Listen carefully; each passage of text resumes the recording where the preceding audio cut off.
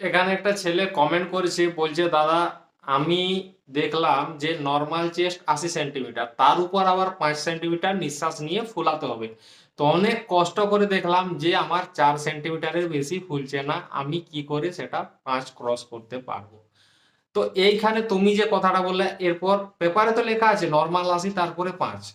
আমার হিসাবটা শুনে রাখো, তোমার যদি নর্মাল 80 থাকে তোমাকে তারা একটু টাইট করে ধরে দেবে, অত আদর করে ধরবে না, কোথাও একটু টাইট করেই ধরে। তো যখনই টাইট করবে তাহলে 80 থেকে কমে গেল হাফ সেন্টিমিটার, 1 সেন্টিমিটার, মানে 80 আর রইল না, তোমাকে নর্মাল চেস্টে ফেল করে দিতে পারে। তাই 80টা ভুলে যাও, সেটা 81 করার চেষ্টা করো, ঠিক আছে? 81 নর্মাল থাক। এরপর তার উপরে ফুলানোর কথা বলছো 5 সেন্টিমিটার, তোমার ফুলছে 4।